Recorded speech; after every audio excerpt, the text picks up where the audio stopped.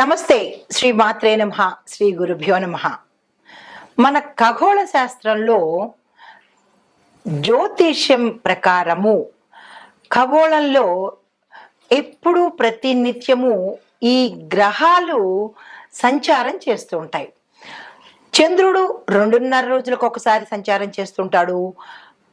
సూర్యుడు ప్రతి నెలకు ఒక్కొక్కసారి ఒక్కొక్క రాశిలోకి తన సంచారాన్ని చేస్తుంటాడు. అయితే ఈ సంచారం చెయ్యడం వల్ల రాసులకు శుభ ఫలితాలు, మిశ్రమ ఫలితాలు ఇలాగా ఇవ్వడం పరిపాటి. అయితే ఇప్పుడు మనం చెప్పుకునేది ఈ సూర్యుడు మేషరాశిలోకి ప్రవేశిస్తున్నాడు.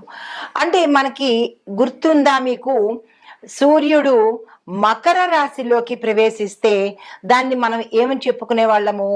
మకర సంక్రాంతి అని చెప్పుకుంటాము, అంటే సంక్రాంతిగా చెప్పుకుంటాము. అప్పుడు జనవరి నెలలో మనకి మకర సంక్రాంతి ఎప్పుడు కూడా జనవరి 13 లేదా 14వ తారీఖున ఈ సంక్రమణం జరుగుతూ ఉంటుంది.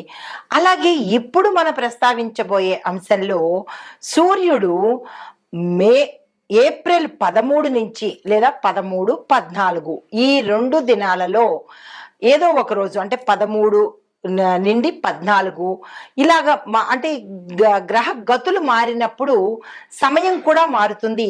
అయితే ఈసారి మనకి సూర్యుడు మేషరాశిలోకి ఏప్రిల్ 14వ తారీఖు 2025వ సంవత్సరంలో సంచారం చేయబోతున్నాడు. అయితే సూర్యుడు గమనము మనకి నెలకి ఒక్కొక్క రాశిలోకి వెడుతుంటాడు. చంద్రమాన ప్రకారము మనకి అంటే ఒక గణన లెక్కించడం జరిగితే సౌరమానం ప్రకారము మనకి ఇది కొత్త సంవత్సరం కింద లెక్క అవుతుంది అనమాట. మనకి 2 మానాలు ఉంటాయి, ఒకటి సౌరమానము, రెండవది చాంద్రమానము. ఇప్పుడు మనము సౌరమాన ప్రకారము సూర్యుడు మేషరాశిలోకి ఏప్రిల్ 14వ తారీఖున వచ్చినప్పుడు ఇది కొత్త సంవత్సరంగా మనం పరిగణిస్తాము. అయితే దీనిని మేష సంక్రాంతి అని పిలుస్తాము. అప్పుడు మకర సంక్రాంతి అని ఎలాగనే వాళ్ళము, ఇప్పుడు మేష సంక్రాంతి అని పిలుస్తాము. అయితే ఈ మేష సంక్రాంతి ప్రత్యేకతలు ఏమిటి, ఎంతకాలం ఉంటాడు, ఈ సూర్యుడు మేషరాశిలోకి వెళ్ళేటప్పుడు అతని స్థితిగతులు ఎలా ఉంటాయి, ఉచ్చస్థిత, సమస్థిత, నీచస్థిత, అలాంటివన్నీ మనము ఇప్పుడు పరిశీలన చేద్దాము. అయితే భారతీయ జ్యోతిష శాస్త్ర ప్రకారము ఈ రోజు చాలా అత్యంత ప్రముఖమైన రోజు అన్నమాట. సూర్యుడు మేషరాశిలోకి రావడము అత్యంత ప్రముఖమైన రోజు, శుభప్రదమైన రోజు అన్నమాట. అయితే ఈ మేషరాశిలోకి సూర్యుడు ప్రవేశించడం వల్ల అది తన సొంత ఇంట్లోకి, అంటే ప్రథమంగా మనకి మేషం నుంచి 12 రాశులు మీనంతో సరి అవుతుంది అనమాట. మళ్ళా తిరిగి గ్రహ గమనము మేషం నుంచి మొదలవడంతో కొంతమందికి శుభ ఫలితాలు, కొంతమందికి మిశ్రమ ఫలితాలను ఇస్తుంటాడు. అయితే ఇప్పుడు మనం ముందుగా ఈ సూర్యుడు ప్రప్రథమంగా చెప్పుకోవాలంటే మేషరాశిలోంచే తన గమనాన్ని సౌరమాన ప్రకారంగా ఇస్తున్నాడు, సంచరిస్తున్నాడు. కాబట్టి దీనికి ఉచ్చ స్థితిలో ఉన్నాడన్నమాట. ఆ ఉచ్చ స్థితిలో ఉండడం, ఎప్పుడైతే ఉచ్చ స్థితి, హై రేంజ్, ఎనర్జెటిక్ గా ఎప్పుడైతే ఉంటాడో అతని నుంచి వచ్చే ఫలితాలు కూడా మేషరాశి వారికి విశేషమైన ఫలితాలను ఒక్క నెల రోజుల పాటు ఇవ్వబోతున్నాడు. అయితే ఈ ఫలితాలు ఎవరెవరికి ఎలా ఉండబోతున్నాయి అంటే అన్ని రంగాల్లో ఉన్న వాళ్ళకి, అంటే విద్యార్థుల దగ్గర నుంచి ఉద్యోగస్తులు, వ్యాపారస్తులు, వ్యవసాయదారులు, పారిశ్రామిక రంగం వాళ్ళు, రాజకీయ రంగం వాళ్ళు, చిత్ర పరిశ్రమ వాళ్ళు, తరువాత ఐటీ రంగం వాళ్ళు, స్త్రీలకు, ఇలా ప్రతి ఒక్కళ్ళకి విశేషమైన ఫలితాలను అందివ్వబోతున్నాడు. అయితే ఈ ఫలితాలలో ముందుగా అయితే ప్రధానంగా ఈ మేష సంక్రాంతి సమయానికి గ్రహస్థితులు ఎలా ఉన్నాయి అంటే కనుక సూర్యుడు మేషరాశిలో ఉచ్చస్థితిలో ఉన్నాడు, బృహస్పతి కూడా మేషరాశిలోనే ఉన్నాడు, శని కుంభరాశిలోను, కుజుడు మీనరాశిలోను, రాహువు మీనరాశిలోను, కేతువు కన్యరాశిలోను సంచారం చేస్తున్నాడు.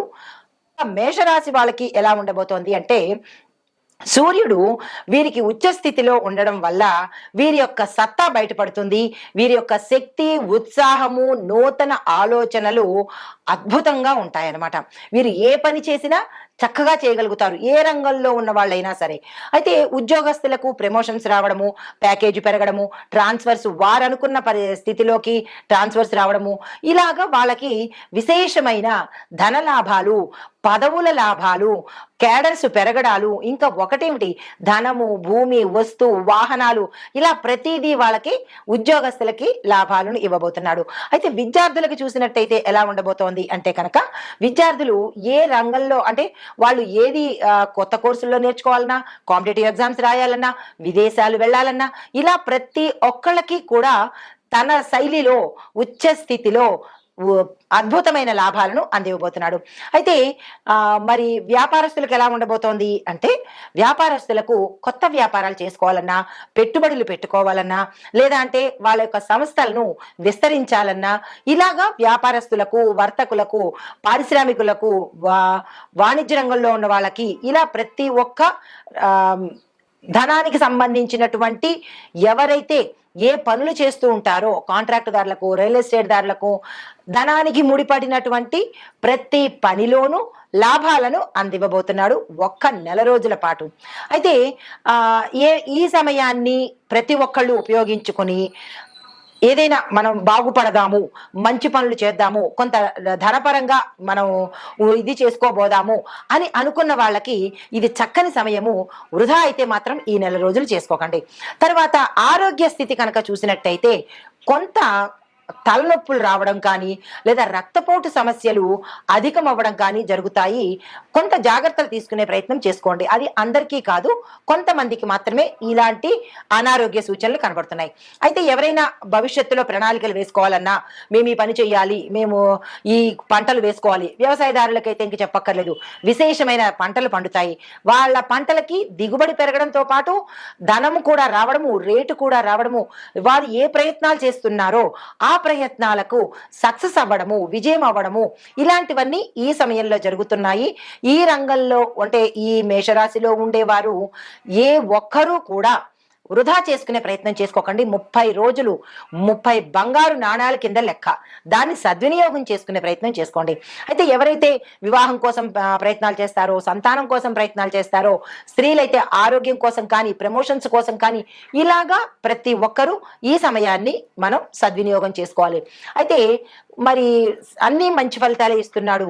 కొంతమందికి ఇది గోచార రీత్యా కాబట్టి, కొంతమందికి వాళ్ళ వ్యక్తిగతంలో మాకు ఇబ్బందులు ఉన్నాయి ఇలాగా అని మీరు బాధపడినట్టయితే కనుక మీరు ఆదిత్య హృదయాన్ని, అంటే సూర్యుడికి అత్యంత ఇష్టమైనది ఆదిత్య హృదయము, దాన్ని కనుక పారాయణ చేసినట్టయితే కొంత అంటే సానుకూలంగా వచ్చే అవకాశంతో పాటు ఆదివారం నాడు అంటే ఈ నెల రోజుల్లో మనకి 4 ఆదివారాలు కానీ లేదా 5 ఆదివారాలు కానీ వచ్చినట్టయితే, ఎన్ని ఆదివారాలు వస్తే అన్ని ఆదివారాలు ఆదిత్య హృదయాన్ని తప్పనిసరిగా పారాయణ చేయండి.